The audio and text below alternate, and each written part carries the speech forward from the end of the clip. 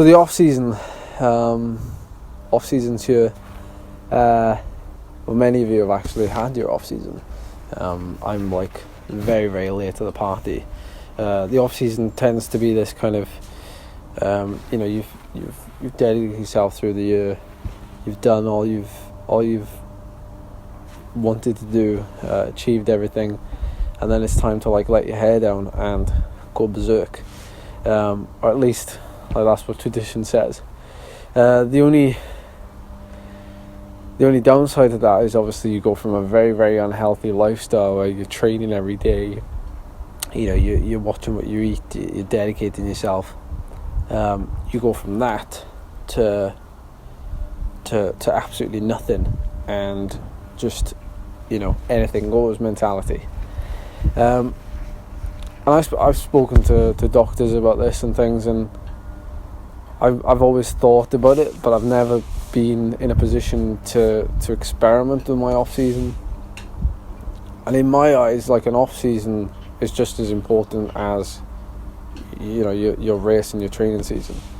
The goals you set yourself for the race season, you should also set yourself goals for the off season, regardless how long it is. It can be a week, it can be like a month. I know a lot of people actually take 2 months off, and they're therefore starting back like now, if they rode the Tour of Britain and they've taken 2 months off. So a lot of guys need different amount of times off, different stress relief and all that. So for me though, because of the injury in June, and then like having like 6 weeks off and then like 2 weeks, so let's call it like 2 months of kind of very, very little activity, I'm going completely different in this off-season edition. I want to make myself a lot healthier in the off-season. I don't want to be like I said, like, I don't want to go from like one extreme to the next. So like, I'm breaking it down into a few separate components. I've got weight, I've got nutrition, and I've got like exercise, or like any kind of body, I guess, stretching, prehab work, conditioning, all that kind of stuff. What can I work on in the off season? What can I do in the off season that will help me moving forward?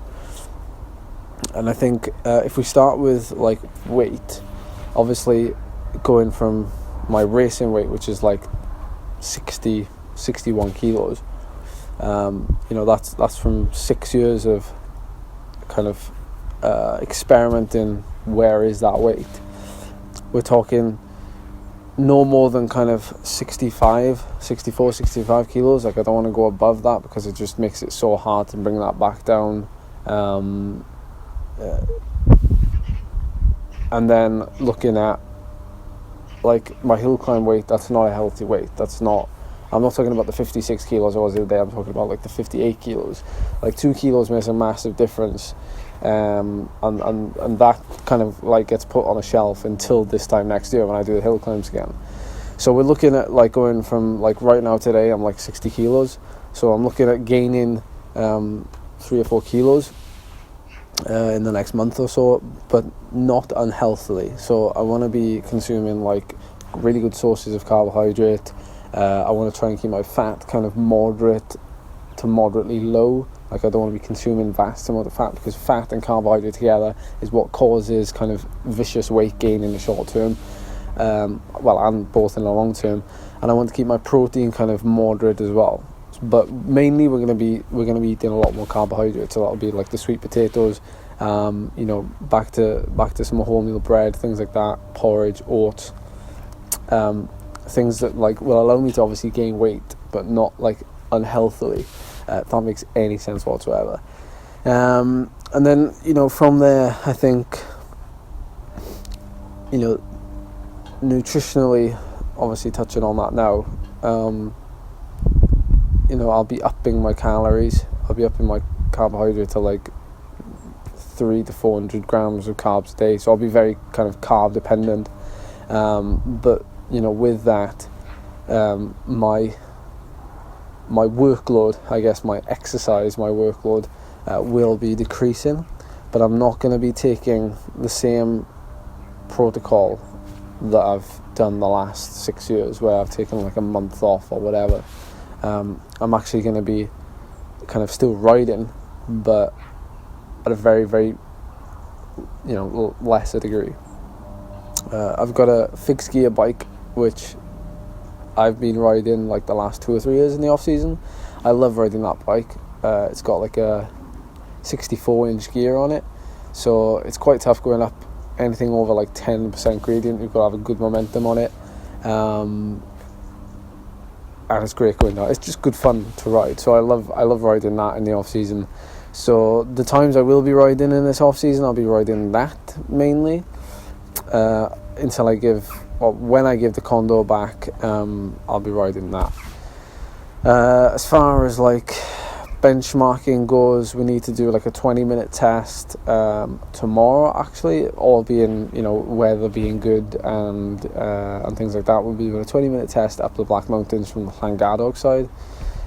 It's like something like 9k at 4%, but like there's a 6k section at 5%, so it's a perfect place to do a 20-minute test. The last time I did one was the week before Canada, so that will give me a more realistic picture of where I am right now. And then when we come back after the off season, we'll do another 20-minute test to see where we're at and where we can head coming back into training. What else? So it's going to be very unstructured. Like, I'm not worried about going out and riding my bike. I'm taking a day off today. I rode yesterday for 3.5 hours. But it's very kind of like, I'll do what I want when I want. And I think the goal with an off season is to obviously to rest. But like I said, you don't want to be living an unhealthy lifestyle where you're not exercising for like 2 months.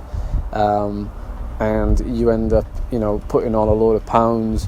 You end up drinking. You end up doing all this that affects your body, I think, more long term than short term. So you may think you're doing something good for your mentality and for your fitness for next year, but in terms of like your overall health, because I think that kind of gets a little bit lost. Like, I'm a big fan of obviously longevity.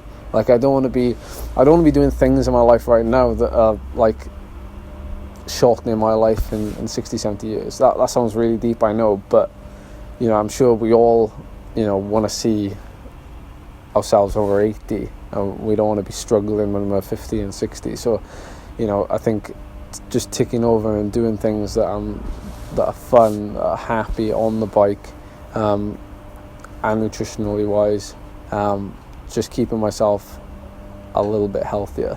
Obviously there's a lot of riders who are coming back into training right now, so they're starting their build up for 2019, starting like the 1st of November. But I'm obviously I'm not probably going to be starting until maybe the 1st of December. See what the weather's like as well, because it's that kind of dictates how you can perform. You don't want to be like jumping back into a big load of training when you can see that like in a week's time it's going to be -2 and there's going to be snow and things like that. So sometimes it's just good to not only let your body decide when you're ready to go, but also when the world wants you to start again. So that's kind of like my off-season jibber jabber.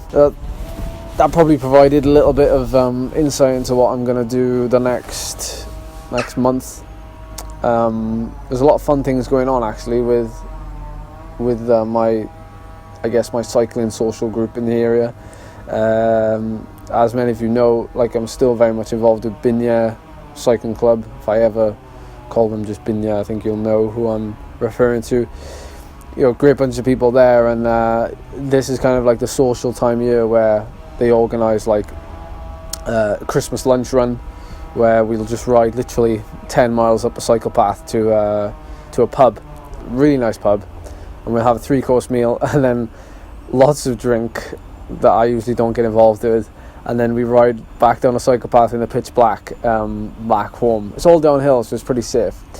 But yeah, and then we get like the club dinner, which we got two great guests coming to that, that some of you might know.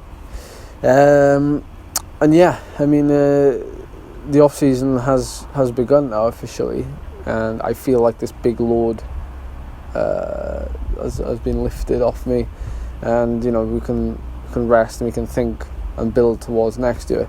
And I'm sure a lot of you are wondering what I am doing next year, and you know, if I have a team, and where things are headed. That will all be revealed very, very soon. I keep getting inundated with people messaging me.